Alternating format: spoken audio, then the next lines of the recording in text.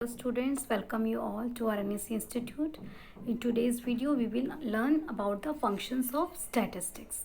So, function means कि statistics क्या काम आता है, क्या काम है, क्या utility है statistics की.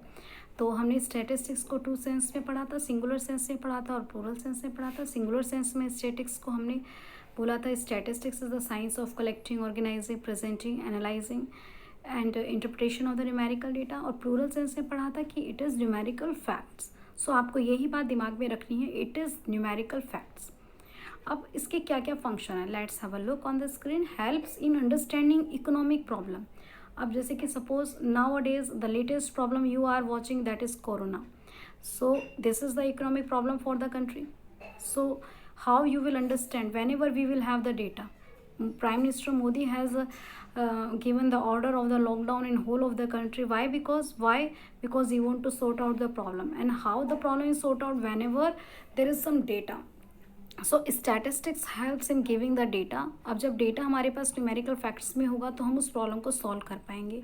कोई दूसरा एग्जांपल हम ले लेते हैं. सपोज अनएम्प्लॉयमेंट का आपको प्रॉब्लम दूर करना है तो आपके पास डेटा होना चाहिए that how many persons are poor and what are their problems. Only then the problems can be sorted out. So the first point in statistics is helps in understanding the economic problem. Economic problem can be sorted out whenever the government will have the data in numerical facts and then decisions can be taken. Next is help in presentation of fact in definite form. आपको statistics definite form यानी कि precise form में statistics data देने में help करता है. For example अगर हम बोले कि नाउ अ डेज कोरोना से बहुत सारी डेथ्स हो गई हैं. अब ये बहुत सारी का मतलब क्या है, 10 है, 100 है, 1000 है. लेकिन अगर न्यूज़ वाले बोलते हैं कि there are 26 lakhs deaths due to corona virus in the world, तो अब ये फैक्टफुल डेटा है, प्रिसाइज है, एक्यूरेट है. वर्ल्डोमीटर्स पर आप डेटा चेक कर सकते हैं तो वो प्रिसाइज फॉर्म में है बिल्कुल. आप कोरोना के डेटा कहाँ से भी देख सकते हैं, वर्ल्डोमीटर्स पर भी देख सकते हैं.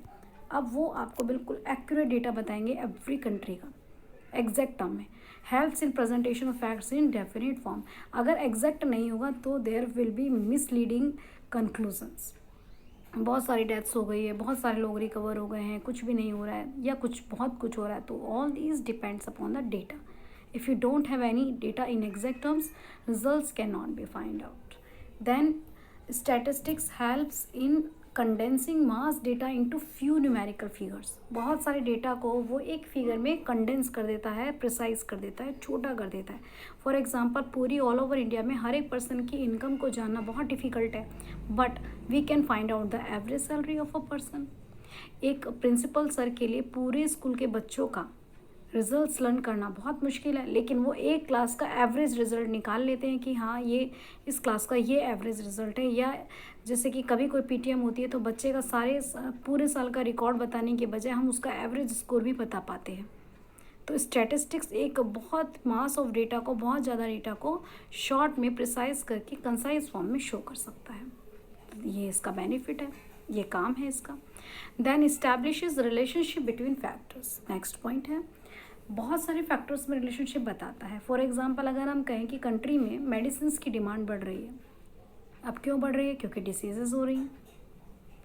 तो यानी कि किसी भी प्रोडक्ट का डिमांड बढ़ने के क्या रीजंस है. क्या पर्सन की इनकम बढ़ रही है, क्या उसका टेस्ट में चेंज हो रहा है, या पॉपुलेशन का साइज इंक्रीज हो रहा है, या और कोई वजह. So statistics will helps us in establishing the relations between the different economic variables in factors so that meaningful conclusion can be taken out. एक प्रॉब्लम के लिए कोई भी अगर एक डेटा है तो वो एक्चुअली में सिंगल डेटा अपने आप में कुछ भी नहीं है. For example if you talk about a student और एक स्टूडेंट के मार्क्स मान लीजिए आउट ऑफ 100 उस बच्चे के मार्क्स आते हैं 60. So there can be several reasons behind it. whether the child is not studying properly, whether the child is not getting proper syllabus, not completed proper syllabus, not getting a good teacher, not going to the school, is not punctual, maybe the marriage or some guests have come at home. तो काफ़ी सारे reasons हो सकते हैं. So single data is not affected, it is affected by a multiplicity of the factors. So क्या relationship है, statistics will help in showing the relationship. अगर मान लीजिए किसी भी चीज़ की सप्लाई इंक्रीज़ हो रही है तो क्यों सप्लाई इंक्रीज़ हो रही है, क्या क्या कारण है सप्लाई इंक्रीज़ होने का. प्राइसेस कम हो रहे हैं या प्रोडक्शन ज़्यादा हो गया है, what are the reasons? So statistics helps us in establishing the relationship. Then comes helps in formulation of the plans. कोई भी प्लान बनाना है, for example Modi, prime minister Modi has make a plan of the lockdown. All the CMs of the different states have done a conference and then conclusions and different policies they are making every day, that when the lockdown will open and when anything, any industry will open or not, whether school will open or not. So whenever there is a data is telling them how to formulate the policies. There are some hotspot regions, वहाँ पर कुछ भी open नहीं हो रहा है, and there are certain reasons जहाँ पर कुछ भी प्रॉब्लम नहीं हो रही है. So it is on the basis of the data that any CM or any PM will make the policies and the plans for the future. So again the statistics helps. Then next, helps in evaluation of impacts of the policies. अब status, suppose हमने policy बना ली है, suppose there is a policy of the lockdown that entire India will be locked down due to the coronavirus.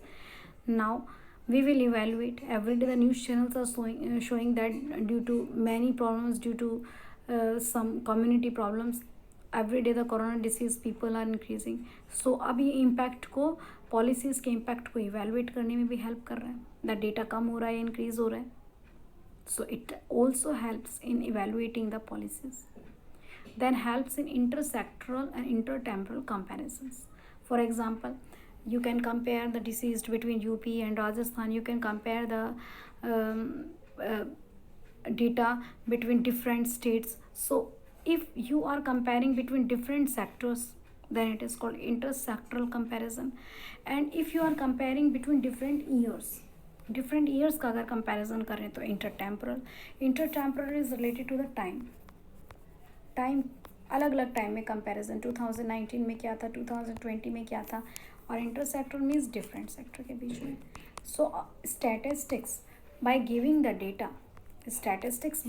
The data will help us in making the policies, evaluating the policies, comparing the data, condensing the data, giving the precise data, and helps in making the decisions and helps in establishing the relations. So now you understand the functions of statistics. कि statistics किस काम में आता है. Statistics means numerical facts, and facts के basis पर ही हम decision लेते हैं. For example, एक parent के लिए भी बहुत ज़्यादा useful है कि आप PTM में जाते हैं तो parents obtain statistics of marks in the PTM के बच्चे के marks क्या हैं. तो आपके पूरे सारे सब्जेक्ट्स के मार्क्स को देख के sometimes parents feel very happy. वो बहुत अच्छे से बच्चों को अप्रिशिएट करते हैं, आपको गिफ्ट्स मिलते हैं, उन्होंने गिफ्ट देने का प्लान बनाया. लेकिन अगर मान लीजिए बच्चे के मार्क्स अच्छे नहीं हैं तो वो और कोई पॉलिसी अपनाते हैं. Let's take tuition classes, let's do more study, devote more hours to the study.